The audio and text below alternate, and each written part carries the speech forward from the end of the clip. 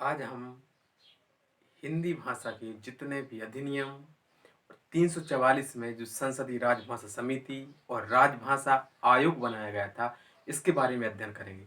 Article 344 में वर्णित है संसदीय राजभाषा समिति और राजभाषा आयोग, जिसकी जो प्रत्येक 5 वर्ष के अंतराल पर एक संसदीय, प्रत्येक 10 वर्ष के अंतराल पर संसदीय राजभाषा समिति का गठन किया जाएगा और प्रत्येक 5 वर्ष के अंतराल पर राजभाषा आयोग का गठन किया जाएगा। तो जितनी भी राजभाषा समितियां बनाई गई हैं और जो राजभाषा आयोग बनाए गए हैं, उनके बारे में अध्ययन करते हैं। सबसे पहले अनुच्छेद 344 संसदीय राजभाषा समिति, संसदीय राजभाषा समिति और राजभाषा आयोग। संसदीय राजभाषा समिति 10 वर्ष के अंतराल पर, राजभाषा आयोग 5 वर्ष के अंतराल पर बनाया जाएगा। राजभाषा आयोग 5 वर्ष के अंतराल पर बनाया जाएगा और ये इसका गठन राष्ट्रपति करेगा। इसी के तहत 1955 में पहला राजभाषा आयोग बनाया गया। 1955 में जो राजभाषा आयोग बनाया गया था, इसके जो अध्यक्ष थे वो थे बीजी खेर, बाल गंगाधर खेर। इस समिति ने कुछ सिफारिशें पेश की थी, जिसमें पहली सिफारिश माध्यमिक स्तर पर मातृभाषा में शिक्षा दी जाए, देश की न्याय व्यवस्था हिंदी भाषा में होना चाहिए। इस सिफारिशें प्रथम राजभाषा आयोग की थी, जिसके अध्यक्ष बाल गंगाधर खेर थे। इन सिफारिशों को सरकार ने औपचारिक रूप से मान लिया था। इसके बाद दूसरा जो संसदीय राजभाषा समिति बनाई गई थी, संसदीय राजभाषा समिति नवंबर 1957 में बनाई गई थी। संसदीय राजभाषा समिति 1957 में बनाई गई थी। 1957 नवंबर 1957 में यह समिति बनाई गई थी। इस समिति के अध्यक्ष गोविंद बल्लभ पंत थे। इस समिति में 20 लोकसभा और 10 राज्यसभा के सदस्य थे। इस समिति की कुछ सिफारिशें थी, जिसमें इस समिति की सिफारिशों में कहा गया था कि हिंदी भाषा अति शीघ्र राष्ट्रभाषा ना होकर धीरे धीरे हिंदी का स्थान ग्रहण किया जाएगा। इसके बाद हिंदी 15 वर्ष के बाद हिंदी प्राथमिक भाषा होगी और अंग्रेजी द्वितीयक भाषा या अंग्रेजी का प्रयोग समाप्त कर दिया जाएगा। यह 1957 की संसदीय राजभाषा समिति में यह निर्णय लिया गया था, जिसकी सिफारिशें भी मानी गई थी। फिर इसके बाद राजभाषा अधिनियम, इसके बाद आयोग एक भी नहीं बनाया गया और राजभाषा अधिनियम 1963 बनाया गया था। राजभाषा अधिनियम 1963, जब तात्कालिक गृह मंत्री लाल बहादुर शास्त्री ने यह सिफारिशें बताई गई थी और इसके तहत 9 प्रावधान किए गए थे। इस अधिनियम में यह कहा गया था कि हिंदी 1965 तक प्राथमिक भाषा होगी, लेकिन अंग्रेजी भाषा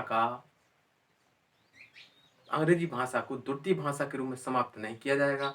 अंग्रेजी भाषा भी तृतीयक भाषा के रूप में रहेगी और इस प्रकार 1963 के अधिनियम के तहत हिंदी भाषा का प्रयोग अनिश्चित काल तक बढ़ा दिया गया। 1963 के राजभाषा अधिनियम में की सबसे महत्वपूर्ण सिफारिश यह थी कि अंग्रेजी भाषा का प्रयोग अनिश्चित काल तक के लिए बढ़ा दिया गया। इसके बाद हिंदी भाषा को जो मानने वाले थे, उत्तर भारत के राज्यों के मध्य लगातार आंदोलन हुए और संघर्ष बढ़ता गया।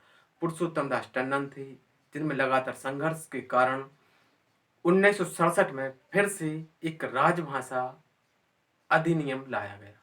1967 का राजभाषा अधिनियम 1967।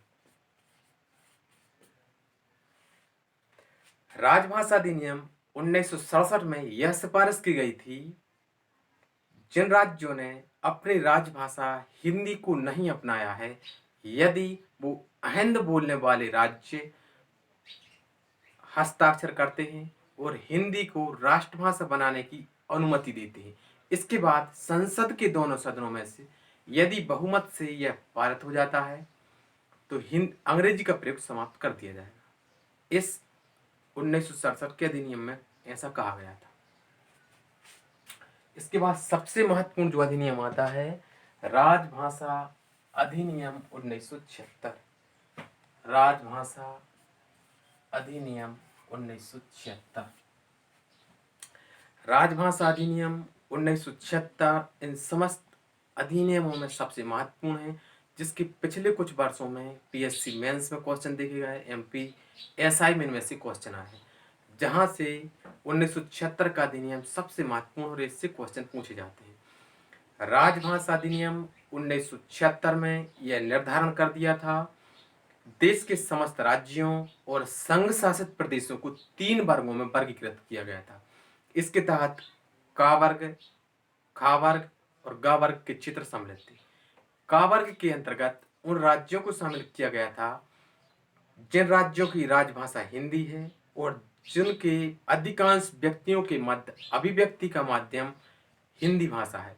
ऐसे भारत के 9 राज्य थे जिनमें अभिव्यक्ति का माध्यम हिंदी और 2 संघ शासित प्रदेशों को इस अधिनियम के तहत का क्षेत्र में रखा गया था। राजभाषा अधिनियम 1976। राजभाषा अधिनियम 1976 इसके तहत 3 वर्गों में बांटा गया था। पहला का वर्ग, खा वर्ग और तीसरा गा वर्ग। का वर्ग के अंतर्गत उन राज्यों को रखा गया था जिन राज्यों की राजभाषा हिंदी है और जहां के व्यक्तियों की अभिव्यक्ति का माध्यम भी हिंदी है। इसके अंतर्गत मध्य प्रदेश, छत्तीसगढ़, बिहार, झारखंड, उत्तर प्रदेश, उत्तराखंड, हरियाणा, हिमाचल प्रदेश, राजस्थान और संघ शासित प्रदेश अंडमान निकोबार द्वीप समूह और दिल्ली, इनको का वर्ग के अंतर्गत रखा गया था। दूसरा था खा वर्ग।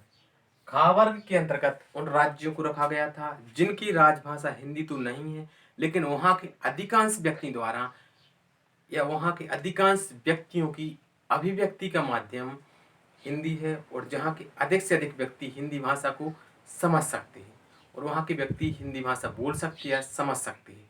इसके अंतर्गत गुजरात, महाराष्ट्र, पंजाब और संघ शासित प्रदेशों में चंडीगढ़, दादरा और नगर हवेली, दमन और दीव, इनको खा वर्ग के अंतर्गत रखा गया था। तीसरा वर्ग था गा वर्ग।